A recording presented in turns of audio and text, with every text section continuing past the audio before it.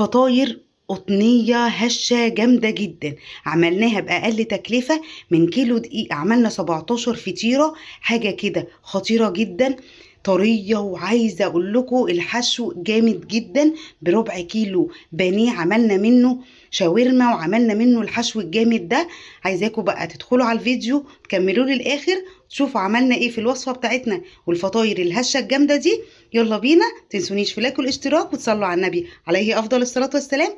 يلا بينا على طول نشوف الوصفة بتاعتنا.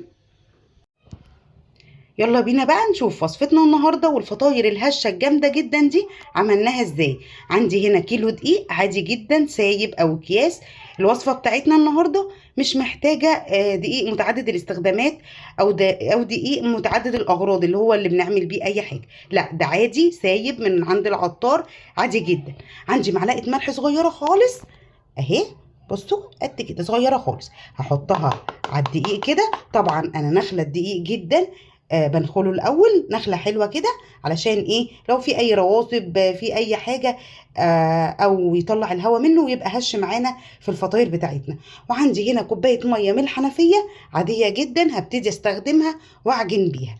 اول حاجه هبتدي اقلب الدقيق كده مع الملح، وانزل بقى بحبه حبه بالميه واعجنهم عجنه جامده حلوه جدا من غير لا عجان ولا اي حاجه. وهنبتدي نعجن بايدينا ونحس بالعجينه لغايه ما تتلم معانا كده وتبقى طريه مش متشققه مفيهاش اي تشققات، تمام؟ وتكون لينه كده وحلوه فيها مطه او عرق بسيط كده، علشان تبقى ايه؟ سهله معانا ونعرف نستخدمها في الوصفه او في الفطاير بتاعتنا. عجنت العجينه بتاعتي حلوه جدا، بصوا ما شاء الله جامده جدا، ناعمه وحلوه وفيها مطه كده بسيطه او عرق بسيط. هبتدي عايزه تعجنيها في نفس البوله اللي انت عملتي فيها، تمام. عايزه تحطيها على الرخامه وتعجنيها برضو، تمام.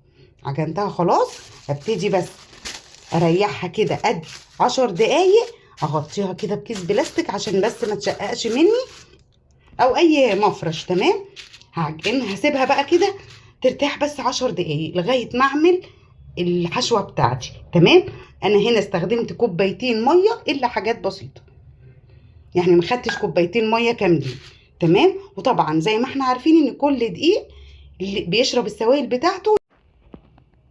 يلا بينا بقى على طول. جبنا طاسه على البوتاجاز، حطينا فيها ماده دهنيه سواء زيت او سمنه، يعني معلقه سمنه او حبه زيت، تمام. هتبتدي تسخن اهي كده. وعندي قد ربع كيلو بانيه مقطعاه قطع صغيره زي الشاورما كده، غسلاه ونقعاه طبعا حلو. وهبتدي انزل فيه بقى كده ومش هقلبه، يعني انا هحاول كده بس اسيبه كده في الطاسه، افرده في الطاسه علشان مش عايزاه ينزل ايه اي سوائل منه. اهو هسيبه كده شويه. عندي هنا بقى قد بصلايه كده كبيره او بصلتين مقطعاهم جوانح، هنزل بيهم كده بسم الله واديها تقليبه حلوه جدا.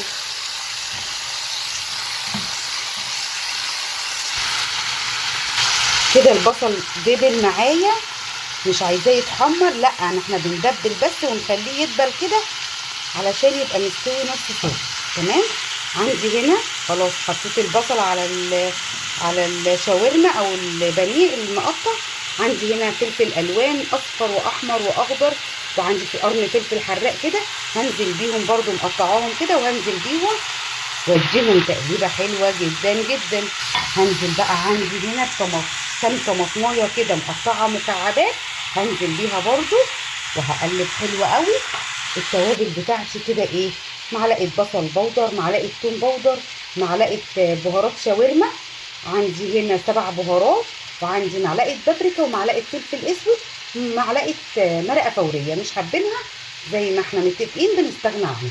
هنزل بيهم كلهم كده وهقلب تقليبه حلوه، وهوطي عليها النار، ههدي عليها النار واسيبهم كده لغايه ما يستووا كده ويتظبطوا مع بعض ويندمجوا ويبقى استوى الفراخ خلاص استوت والخضار اللي معايا استوى.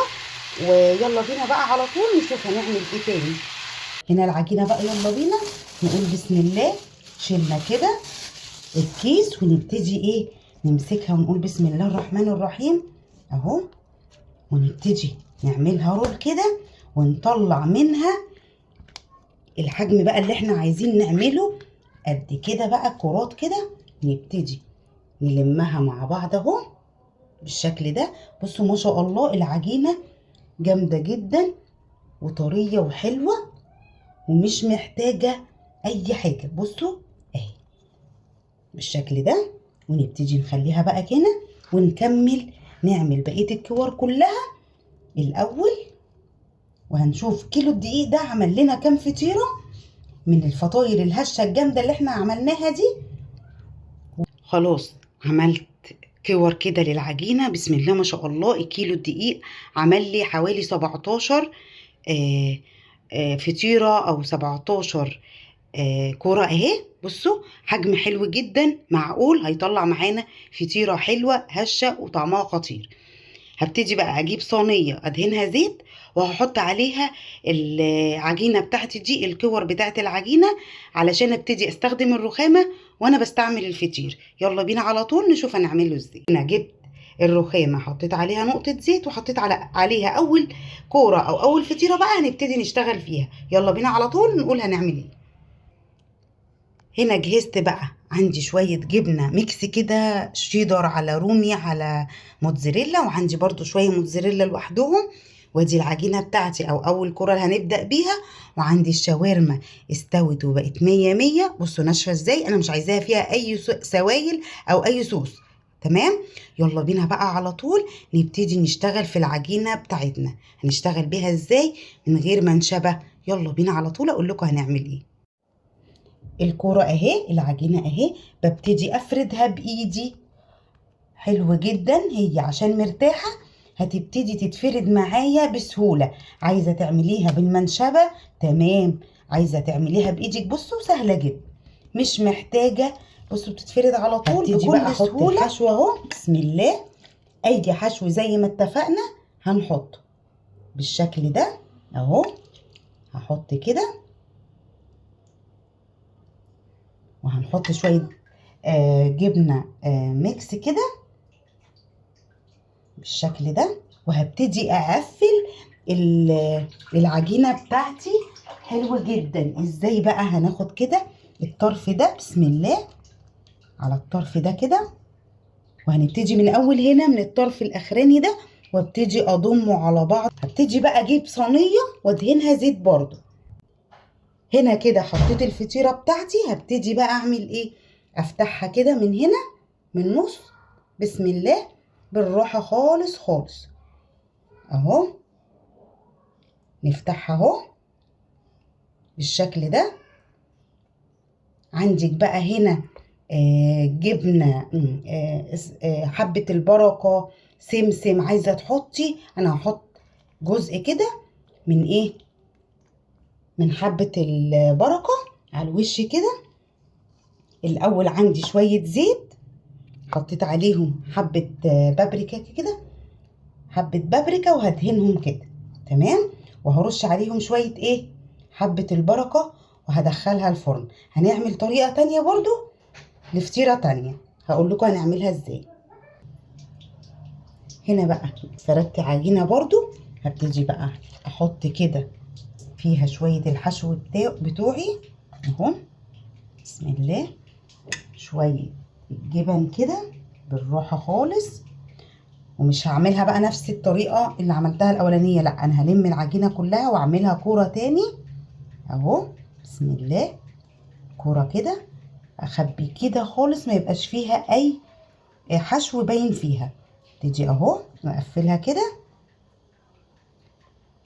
أهو، اتقفلت خالص مفيش أي عجينة. وابتدي أفردها بالراحة خالص خالص معايا كده اهو. هنحاول ندخل كده عشان ما يبقاش فيها أي إيه، وافردها بالراحة برضو واحطها على صينية مدهونة زيت. وهدهن برضو على وشها كده شوية ايه بالزيت والبابريكا اللي احنا عاملينهم. عايزين نحط سمسم تمام، عايزين نحط حبة البركة برضو تمام. بغطي كده ما يبقاش فيها اي ايه حاجة باينة. خلاص بقى بقيت الكمية كلها وارجع لكم تاني. وبكده الفطاير بتاعتنا خلصت. عايزه اقول لكم ريحتها خطيره، هشه وجميله وطعمها حلو قوي. عملت لنا كميه حلوه جدا، ولسه طبعا في الفرن.